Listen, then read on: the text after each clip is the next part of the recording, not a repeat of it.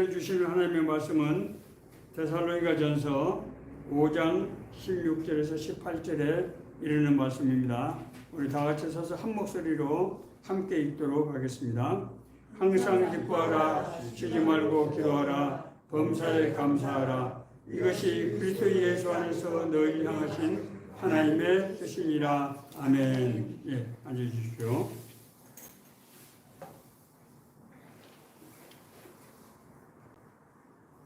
목회를 할 때 굉장히 당황스러운 일이 한두 가지 아닙니다만은 대표적인 것이 성도들이 신앙에 대해서 혼란스러워할 때가 아닌가 생각이 됩니다. 예수 믿으면은 복 받는다고 했는데 예수 믿고 나서 나의 삶의 문제가 별로 해결되는 것 같지도 않고 오히려 교회 다니면서 이제는 몰랐던 것을 알게 되니까 죄책감만 더 해서 살기가 더 힘들어졌다. 이런 고백을 하는 사람들이 적지 않다고 하는 것입니다. 참 그렇습니다.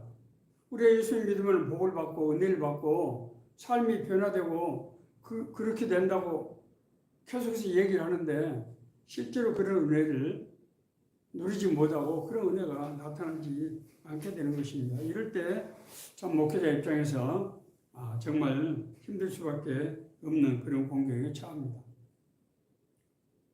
오늘 본문에 나오는 데살로니가 사람들은 바울이 전하는 복음을 듣고 정말 그 바울이 전한 그 진리의 말씀에 대해서 정말 감동하고 감격을 하고 특히 하나님 나라에 대한 소망을 품고 정말 은혜를 많이 받았어요.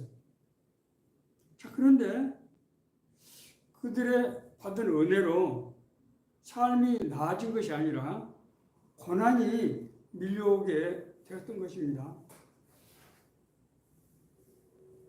하나님에 대한 그런 믿음을 받고 나니까 자기들이 살아왔던 삶이 얼마나 부도덕하고 불의한 것인지 하는 그런 것을 깨닫게 됐어요.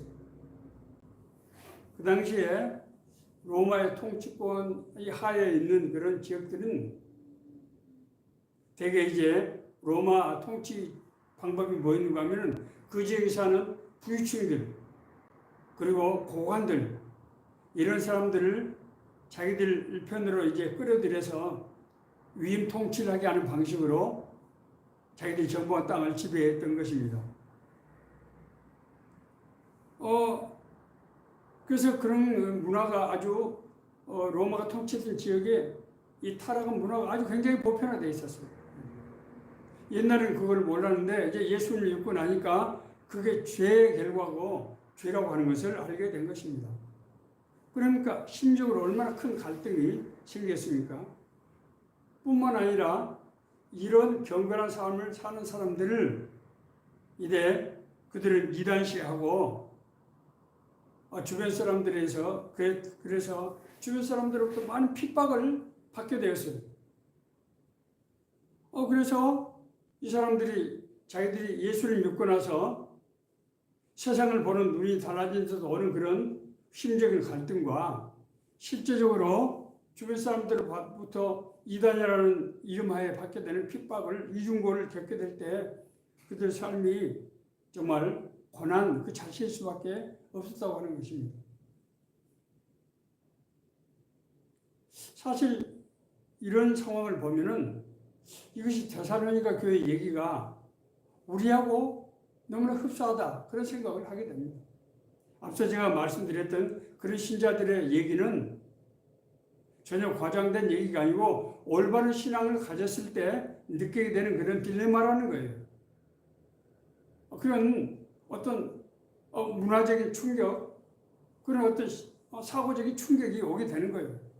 예수 믿고 보니까 이전의 삶이 그게 아니구나 하는 것을 알게 된 것이고 자기는 현실과 자기 어떤 그런 이상 사이에서 그러면 내가 이제는 예수 믿으니까 그렇게 살아서는 안 되는데 현실은 그렇게 살 수밖에 없는 또 그런 환경에 처해 있게 된단 말입니다. 직장 생활 해야죠.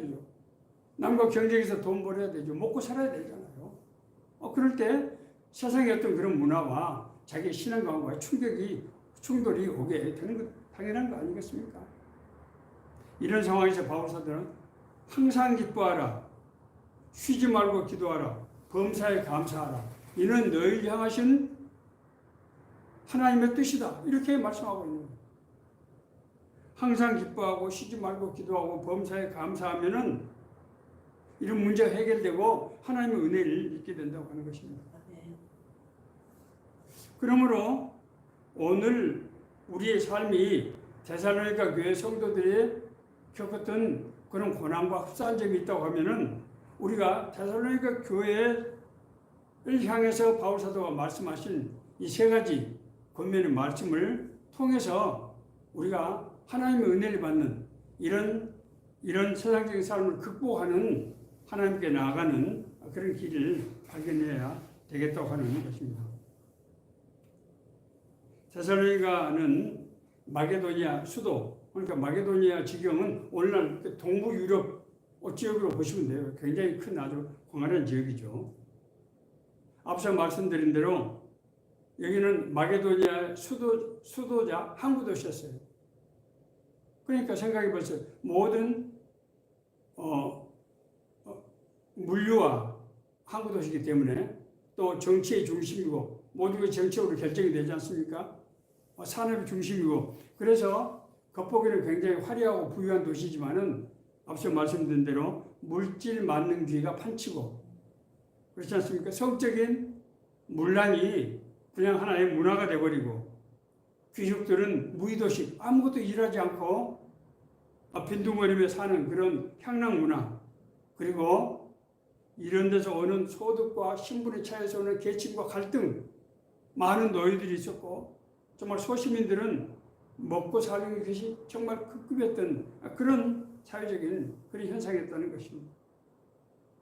이제 이런 상황에서 앞서 말씀드린 대로 정말 이 데살로니가 교인들은 예수님을 믿고 나서 구원받고 거듭나서 정말 하나님의 나라에 대한 소망을 품게 되고 올바른 삶이 무엇인지에 대한 그런 확고한 믿음을 갖게 됐지만은 동시에 삶에서 오는 여러 가지 충돌과 이 갈등과 대립을 피할 수가 없었다고 하는 것입니다.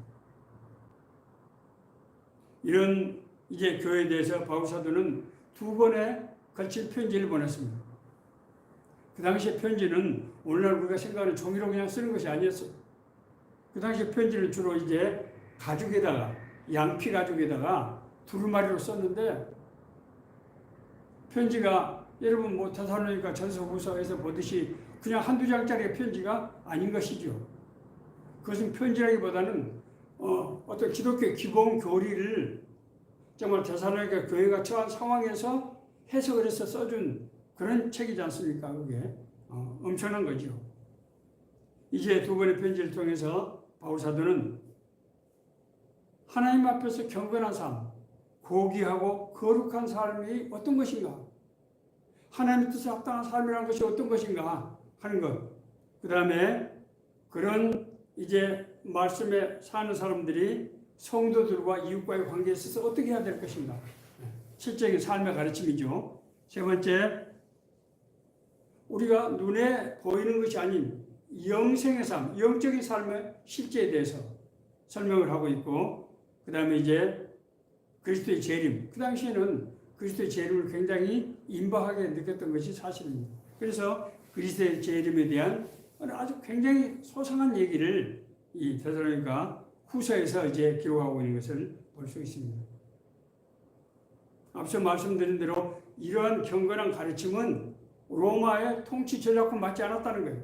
왜냐하면 로마 통치 전략이라고 하는 것은 그 지역에 사는 부유한 사람들, 귀족들을 삶을 더 멋지게 하고 호화롭게 만들고 해서 그 사람들이 로마의 통치에 따르도록 하는 그런 전략이 있는데 첫째는 이런 경건한 삶이 자기들의 철학과 맞지 않고 무엇보다도 황제를 신격화하는 그런 신관 사상이 로마에 있었는데 하나님을 예수 그리스도가 사람의 모습을 입고 오신 하나님이라고 하는 이 사상이 정면으로 충돌이 됐고, 그런 결과는 성도들의 고난으로 이제 나타날 수밖에 없었다고 하는 것입니다. 이런 상황에서 이제 바울 사도는 이 데살로니가 성도들을 용기를 격려하고, 그럴 뿐만 아니라 실제적으로 그들의 신앙과 성숙을 통해서 고난을 극복하고 하나님과 더불어 사는 삶을 이끌기 위해서 이 말씀을 주셨다고 하는 것입니다. 자, 그런데 오늘 이제 제가 말씀드렸던 이 갈라디아서 5장 13절 16절 18절에 있는 말씀은 기독교 신앙의 기초이자 핵심적인 그런 사항이에요. 항상 기뻐하라, 쉬지 말고 기도하라, 범사에 감사하라. 그래서 성경에 보면 여러 가지 곳에서 반복적으로 강조되고 있는 사항입니다. 뿐만 아니라 이는 영적인 영역이어서 이런 삶을 사는 것이 사실 쉽지 않다고 하는 것이죠. 육신을 가진 우리가 아무리 교회를 다닌다 하더라도 이런 영적인 삶을 사는 것은 쉬운 일이 아닙니다. 뿐만 아니라 이것을 구체적으로 어떻게 하는 것이 항상 기뻐하고 항상 쉬지 않고 기도하고 범사에 감사하는 삶을 살 수 있는가 하는 실제적인 그런 가르침을 주기가 사실 쉽지 않다는 거예요. 이것은 자기가 누려보지 않은 사람은 개념적인 설명 외에 실제로 이것을 정확하게 얘기하기가 쉽지 않습니다. 제가 몇 해 전부터 감동을 받았던 것은 선한 목자 교회에서 예수 일기 쓰기 운동을 벌이는 걸 봤어요. 저는 영성 일기죠. 예수님과 교제하고 교통하는 삶을 쓰는 그 일기 운동을 벌이는 것을 보고 제가 굉장히 감동을 받고, 저도 그 목사님 설교를 듣고 여러 차례 시도를 해봤습니다. 이런 움직임이 있어야 되는데 이게 사실은 쉽지 않다는 거예요. 사실 그런 목회자들이 자기가 그런 체험을 하고 있는 사람이 아니면은 이런 교육을 하는 것이 아마 쉽지 않고, 이것이 굉장히 이론적이고 이제 개념적인 것을 흘 수밖에 없기 때문에 많은 사람들이 누리기 어렵다는 거예요. 그래서 오늘 저는 이런 삶을 일찍이 1600년대에 이제 유럽에서 살았던 브라더 로렌스라고 하는 카톨릭의 수사의 삶을 소개한 하나님의 임재 체험하기라는 책이 있습니다. 제가 선교단체 생활할 때 우리 선교단체에서 이 책을 교과서로 해서 저희들이 몇 달간 한 3개월에 걸쳐서 이것을 집중적으로 공부한 적이 있었어요. 제가 그것을 생각하고 이 저술에 나타난 이 브라더 로렌스가 정말 그런 역경 가운데서 어떻게 하나님과 동행하는 삶, 하나님과 더불어 삶을 살았던가 하는 그 말씀을 오늘 이 소개함으로써 이 오늘 바울 사도가 우리에게 가르치는 의미를 우리가 분명히 깨닫고 우리가 실제적으로 실천적으로 살 수 있는 길을 제시하고자 하는 것입니다. 잠깐 이렇게 되면 이제 로렌스 생애를 좀 소개를 해야 되겠죠. 브라더 로렌스란 말은 지역 이름입니다. 사실은 카톨릭에서 브라더라고 하는 것은 이제 사제가, 그러니까 신부가 되기 전에 이 수도 과정에 있는 수사를 브라더라고 부르죠. 본명은 니콜라스 헤르만입니다. 이 사람은 1611년도에 프랑스 로렌스 지방에 있는 니콜라스 헤르만 가에서 출생한 사람입니다. 이 사람이 이제 갈멜 수도원의 평신도 수사로 살다가 80세 일기로 하나님 나라에 들어간 진정한 영성가로 알려진 그런 인물입니다. 로렌스 수사는 청년 시절에는 운동선수를 아마 상당 기간 했던 것 같아요. 그리고 군대에 들어가는데 군대에 들어가서 독일군의 포로로 잡히기도 했습니다. 그래서 그때 입은 부상으로 이제 의병제대를 하게 되고, 이제 이런 정말 거친 삶을 살면서 세상적인 삶에 대한 허무감을 로렌스 수사가 느꼈던 것 같습니다. 그래서 그는 40세 나이 때 이제 파리의 갈멜 수도의 평신도 수사로 들어가서 그때 이제 자기 출신 지역인 로렌스 수사라는 그런 이름도 얻게 되고 그곳에서 평생을 살게 됩니다. 수도에 들어간 후에 로렌스 수사는 처음에 회계 업무를 했다고 합니다. 그런데 그 업무가 아마 자신에 잘 맞지 않았던 것 같아요. 그래서 너무 힘들었어요. 이후에 이제 조금 단순한 업무, 수도원의 물품들을 조달하고 또 관리하는 그런 업무를 하게 되고 나중에는 주방에서 이제 주방 일을 집중적으로 하게 되었습니다. 그런데 중요한 것은 그런 맡은 바의 일이 아무리 사소한 일이라도 정말 하나님의 일이라고 하는 그런 믿음을 가지고 최선을 다해서 했다고 그 책에 기록하고 있습니다. 수도원에 들어온 이후에 그는 이제 신앙적인 세계에 눈이 뜨면서 과거의 자신의 삶에 대한 회개 과정을 거치는데 그 과정에서 자기는 큰 충격을 받았어요. 자기가 세상 사람들이 살아가는 그런 삶을 사는 것이 얼마나 하나님 앞에서 큰 죄악인가 하는 것을 이 사람이 깨닫게 된 것입니다. 자기가 이런 어떤 회개의 과정을 거칠 때 그렇다면 내가 진짜로 구원받을 수 있는 것인가? 정말 나는 하나님께서 나 같은 사람 진짜로 받아주시는 것인가? 이런 신앙적인 회의, 두려움 그리고 죽음에 대한 두려움에 상당 기간 아마 그런 어려운 시기를 거쳤던 것 같습니다.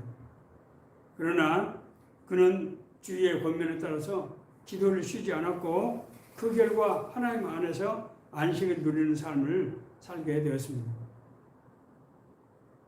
로렌스 수사는 자기 자신이 맡은 모든 일에 진실과 성심으로 일했다고 하는 것이 그에 대해서 기록된 그 책에 아주 구절구절마다 묻어 있는 것을 우리가 볼 수 있습니다.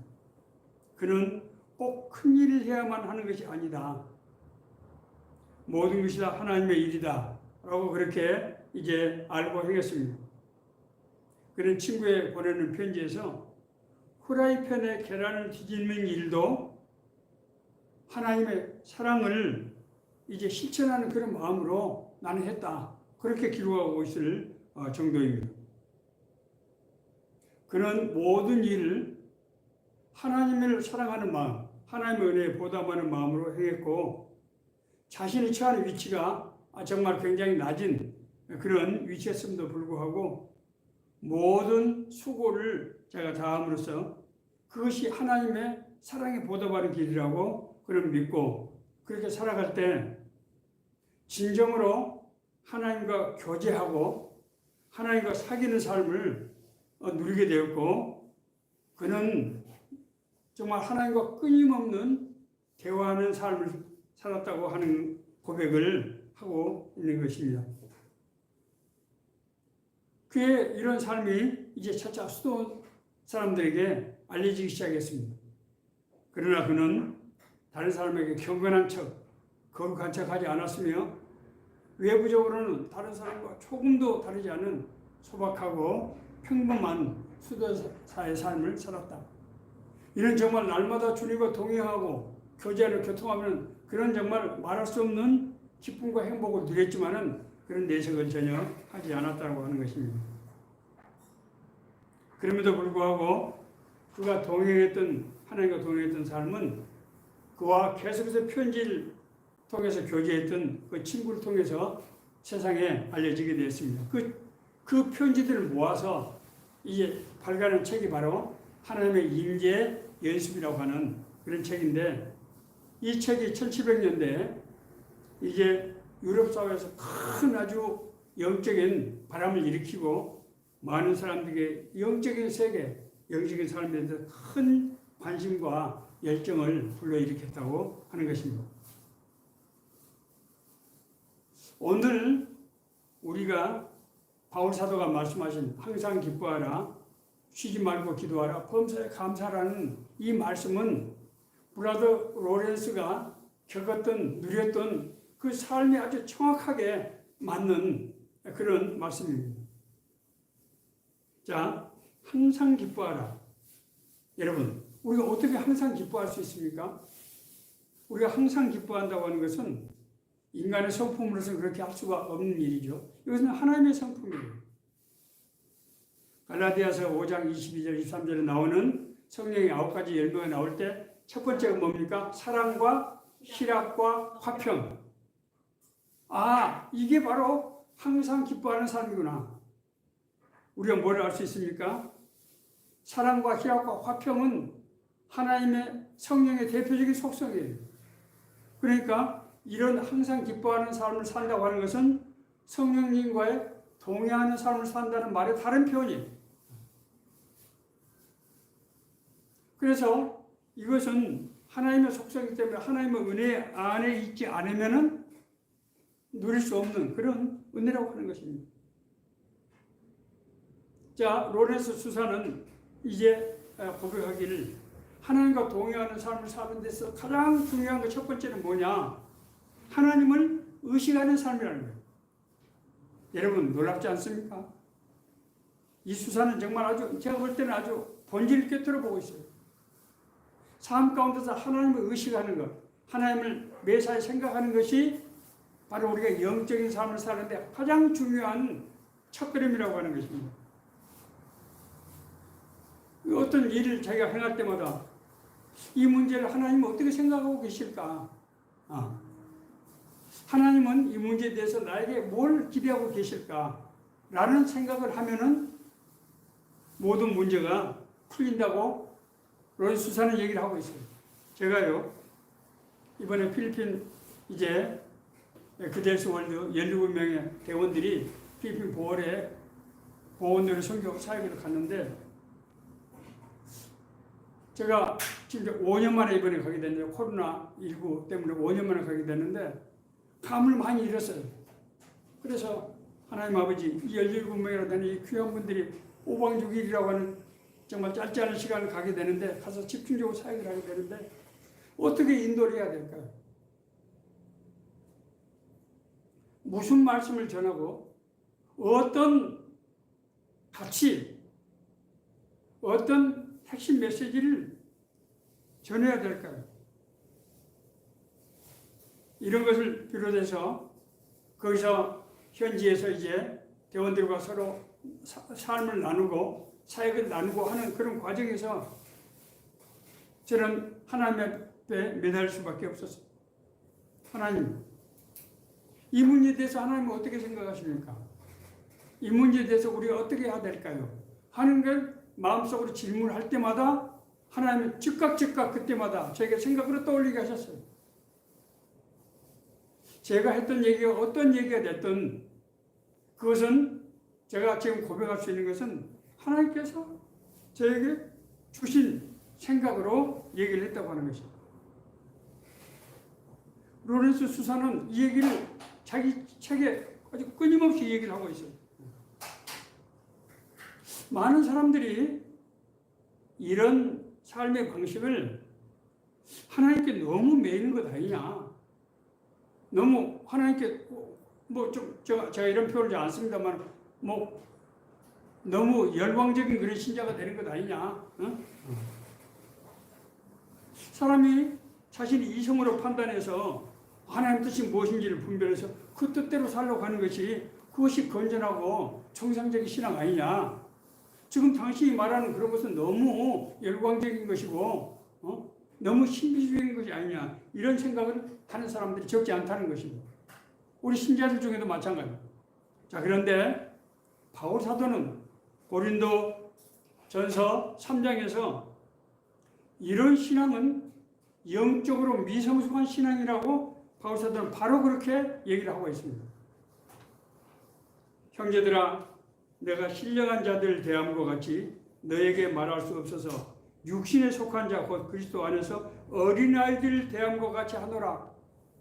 내가 너희들에게 단단한 것을 먹일 수가 없다는 거예요. 말랑말랑한 것을 먹일 수밖에 없다. 왜? 소화를 하지 못하니까. 영적인 일은 영적으로 해야 분별이 되는데 그 이해를 지금 못하고 그것은 머리로 되는 것이 아니에요. 영안이 열려야 되는 거예요. 하나님과 소통이 되어야 것이 되는 거예요. 인간의 이성으로 하나님의 말씀을 판단하는 것은 영적인 미성숙이라고 하는 것입니다.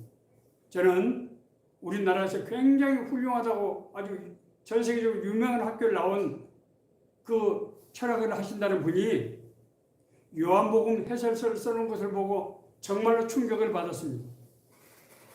제가 졸업한 신학교에 도서관에서 그 책을 봐서 내가 너무 반가운 나머지 야, 이 철학자가 보는 요한복음은 어떤 것인가. 저는 요한복음을 굉장히 좋아하는 사람인데 그 책을 보다가 몇 번이나 그 책을 집어던지고 결국은 끝까지 읽지 못했습니다. 그렇게 두껍지 않은 책입니다.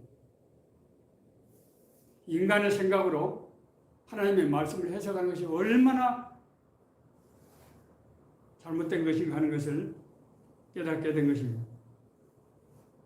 하나님과 동행하는 삶을 살기 위한 두 번째 요건은 세상적인 욕망, 육신의 소욕을 버리는 것입니다. 왜냐하면 제가 먼저 하나님의 말씀부터 로마서 8장 4절과 5절 제가 한번 읽겠습니다. 육신을 따르지 않고 그 영을 따라 행하는 우리에게 율법의 요구가 이루어지게 하십니다. 우리가 영을 따를 때 하나님의 말씀을 우리가 실천하고 이룰 수가 있다는 거예요. 육신을 따르는 자는 육신의 일을, 영을 따르는 자는 영의 일을 생각하나니 육신의 생각은 사망이요 영의 생각은 평안입니다. 육신으로 생각으로는 하나님의 뜻을 알 수도 없고 그 일을 행할 수가 없다고 하는 것입니다. 육신의 소욕을 가진 사람에게 성령이 역사할 수가 없어요.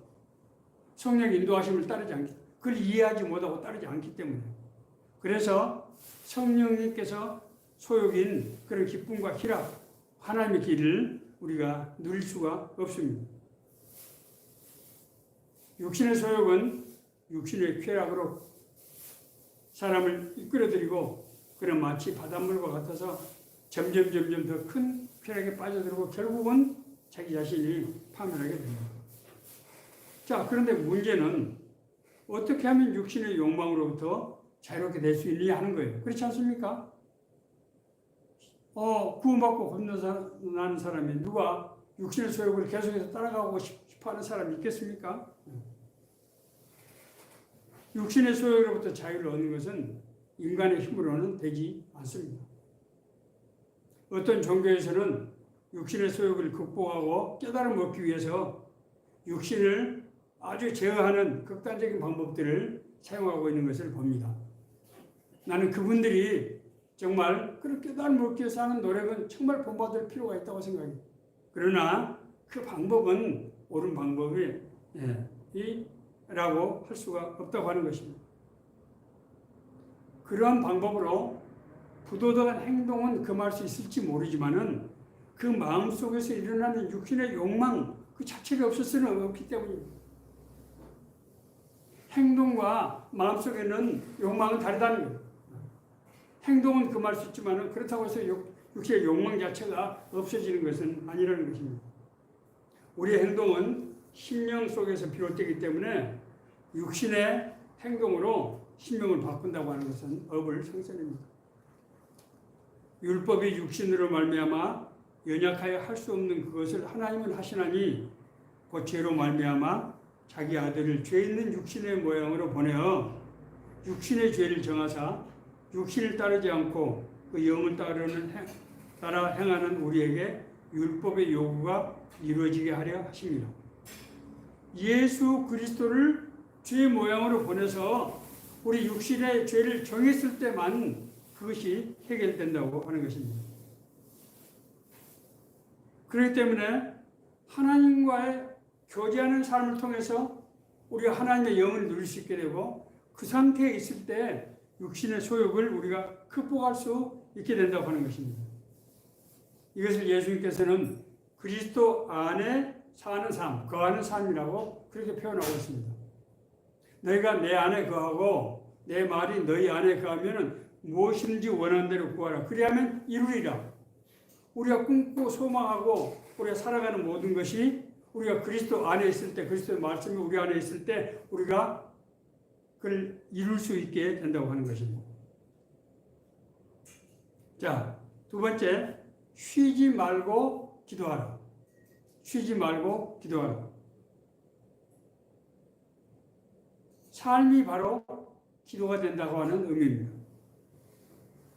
여러분 아시는 분 많이 있겠습니다만은 대천덕 신부님이 강원도 태백에 설립하신 예수원이라고 하는 그런 수도원이 있습니다. 그 입구에 이제 큰 돌로 세워진 이렇게 이제 말씀비가 서 있는데 거기 뭐라고 되어 있는가 하면 기도가 노동이고 노동이 기도이다. 이런 이제 문구가 있습니다. 기도가 노동이고 노동이 바로 기도이다. 무슨 말입니까? 기도와 삶은 바로 하나라는 거예요. 삶 속에서 기도하고 기도 속에서 삶이 이루어진다고 하는 것입니다.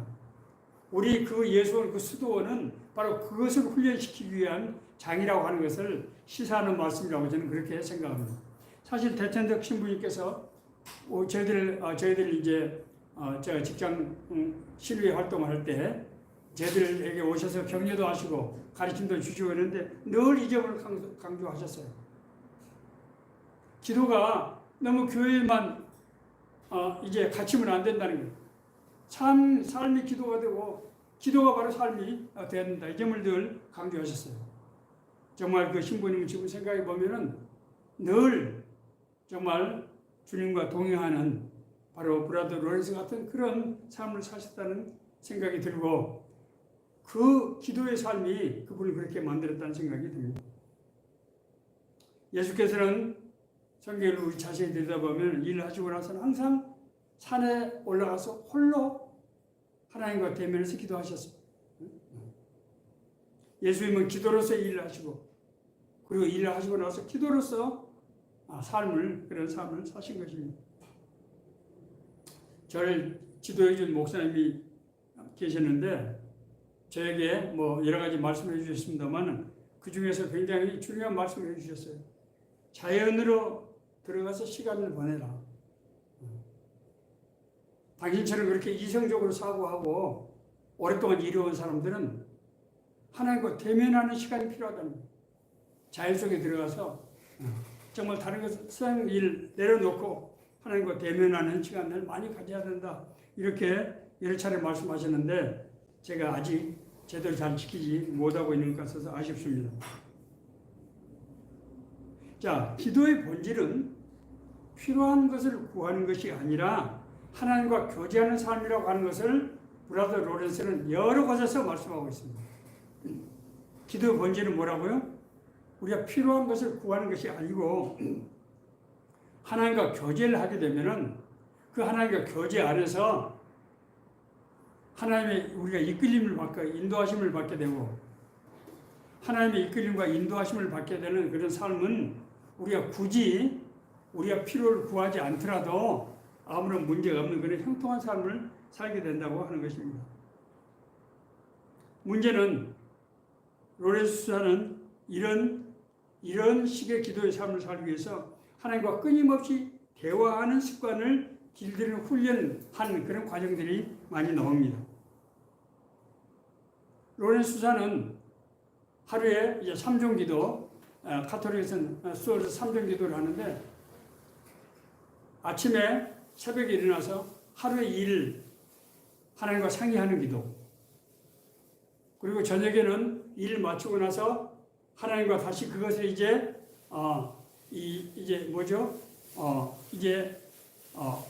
결산하는 그런 기도, 그리고 낮에 모든 일을 할 때마다 하나님 앞에 마음속으로 기도하는 이런 기도의 삶을 살았는데 그 책에 보면은 그에게도 이런 삶이 쉽지 않았다는 것입니다. 하나님과 끊임없이 대화하고 하나님을 의식하고 그렇게 하는 것이 쉽지 않았다는 거예요. 그러나 그는 일단 몇 번 실패에도 불구하고 실패해서 다시 일어나서 그런 기도를 시작하고 또 다시 시작하고 거듭나는 과정을 통해서 점점 그런 기도가 편해지고 그런 기도가 이제 그 기도의 이끌림을 받고 그래서 기도의 은혜를 누리게 되는 그런 과정을 설명하고 있습니다. 우리가 그런 기도를 하지 못하는 것은 그것이 습관이 되지 않았기 때문에 삶이 되지 않고 우리가 기도를 하나의 행사로서 하나의 의식으로서 해왔기 때문에 그래서 로렌수사는 그것을 우리가 극복하기 위해서 아주 작은 일부터 하나님께 이제 기도하는 그런 습관을 의도적으로 됐다고 하는 것입니다. 제가 이제 한 10여 년 전에 어떤 선교단체에서 받았던 훈련에서 그 훈련에서 모토가 있었는데 묻고 듣고 순종하기. 하나님께 묻고 하나님의 음성을 듣고 하나님의 순종하는 것. 그것을 집중적으로 6개월 동안 가르쳤어요. 하나님께 묻는 것이 기도하는 것입니다. 기도는 내가 필요한 것을 뭐를 달라고 하는 것보다도 하나님께 물어본다는 하나님 이거 어떻게 해야 되는 것이죠? 이것의 의미는 무엇입니까? 하나님께서 내가 어떻게 하기를 원하십니까?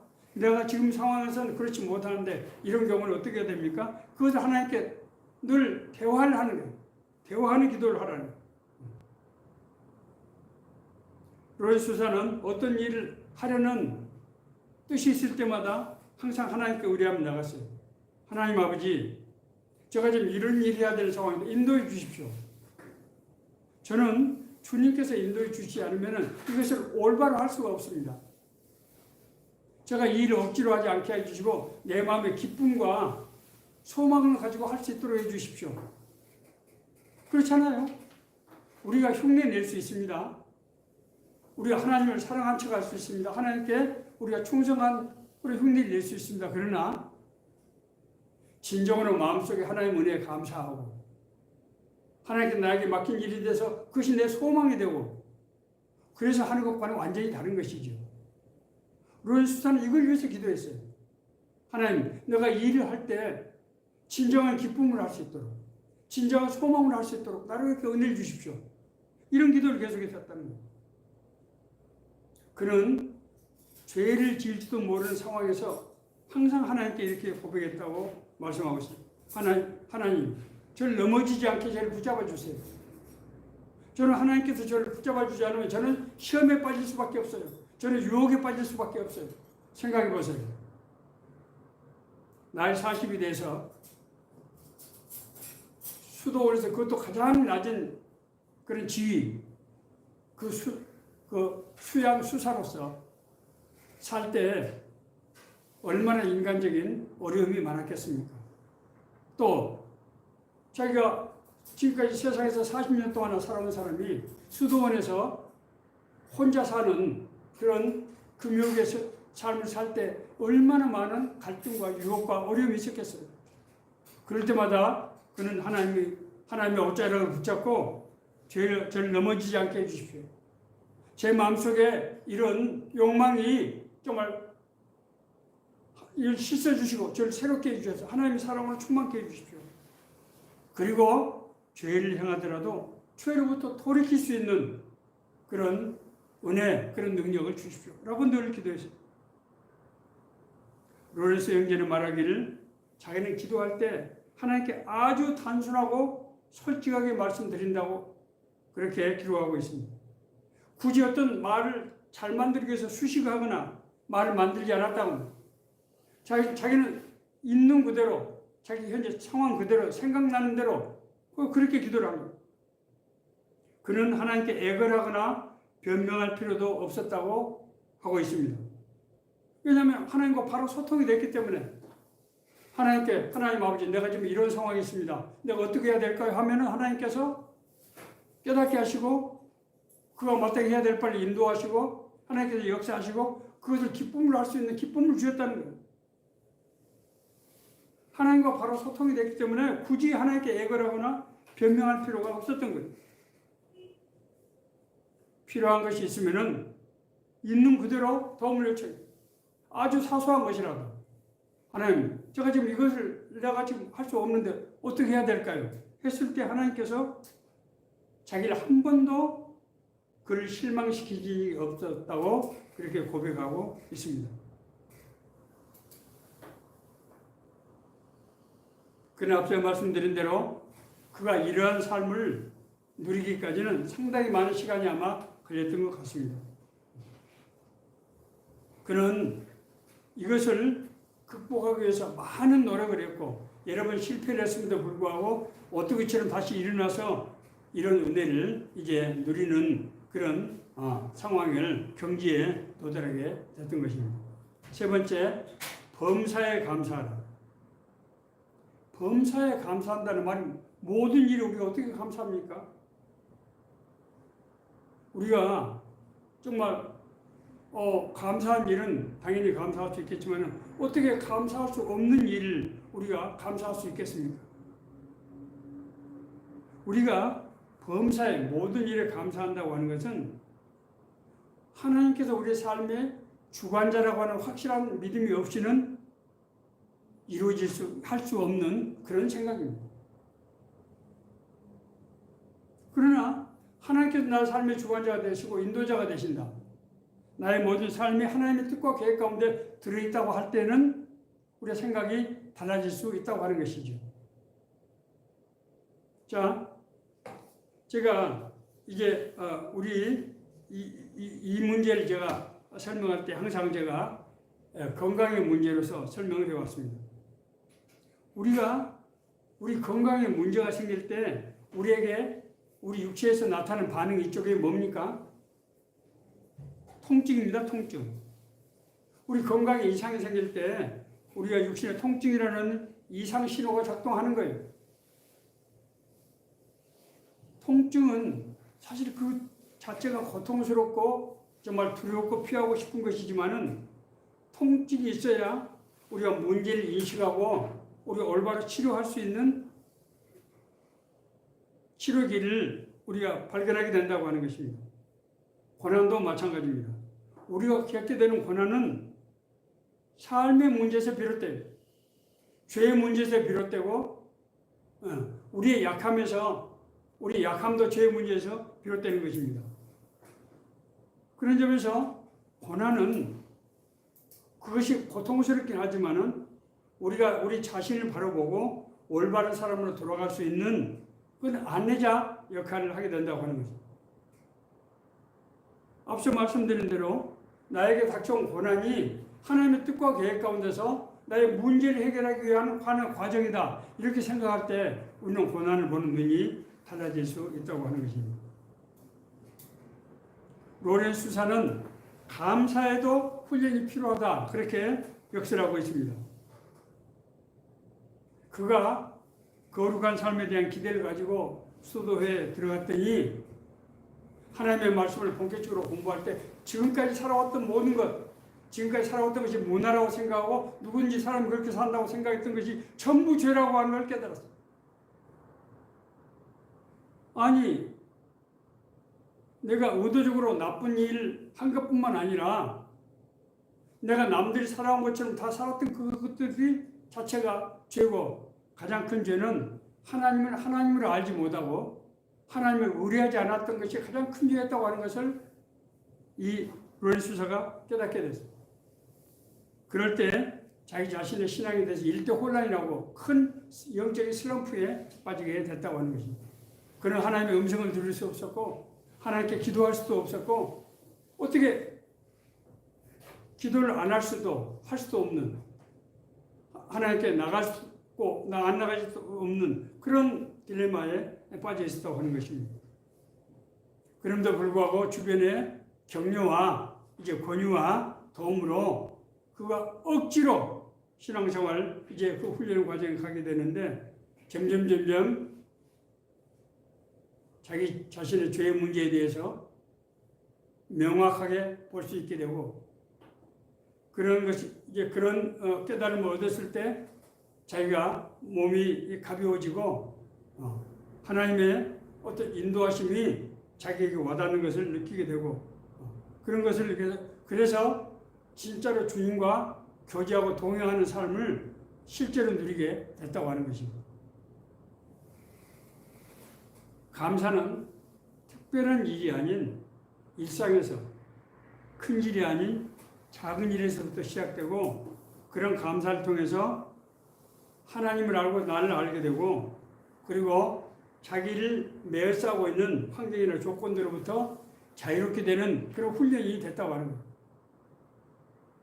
론수사는 나중에 자기가 정말 큰 그런 영적인 슬럼프에 빠져 있음에도 불구하고 자기의 눈이 이제 비늘이 벗겨지면서 그런 것들이 하나님의 은혜로 치유되는 과정을 겪었다고 하는 것입니다.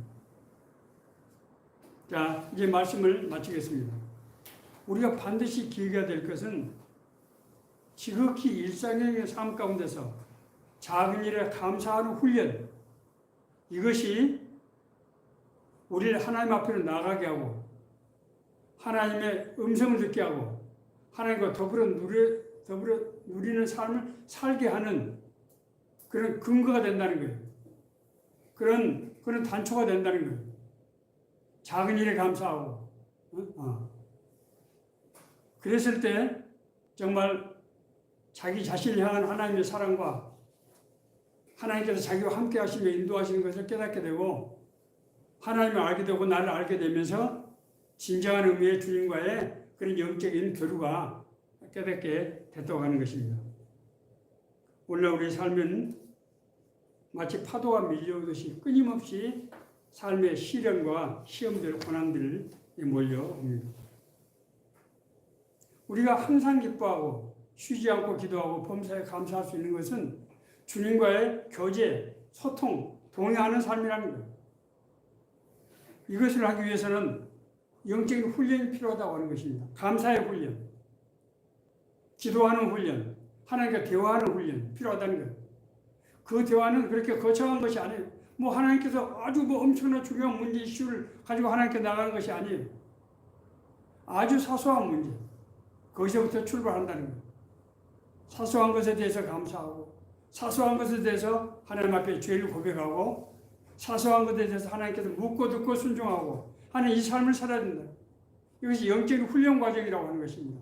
이것을 통해서 그런 과정을 살아갈 때 우리가 진짜로 하나님께서 우리 마음속에 평강을 주시고 우리에게 하나님의 뜻을 생각하게 하시고 진짜로 이끌어 가시는 것을 체험하게 되고 그래서 주님과 동행하는 삶을 살게 된다고 하는 것입니다.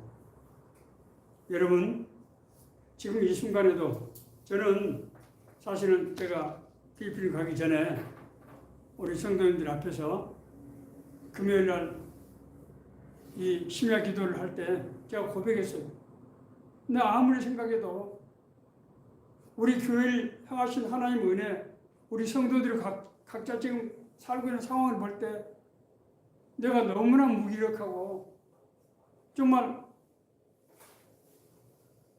하나님의 은혜가 정말 임해야 될 텐데 내가 목사로서 너무나 가슴이 답답하다. 그런 고백을 한 적이 있습니다. 제가 이제 필리핀 가서 사역을 하는 과정에서 하나님께서 제게 생각나게 하시고 인도하시는 것을 이제 체험하면서 그래 하나님이 함께 하시는구나. 그런 것을 느끼게 되었습니다. 여러분, 앞서 말씀드린 대로 우리 삶에 얼마나 고난이 많고 어려운 일이라고 하나하나 따지고 보면은 정말 힘들지 않은 것이 없습니다.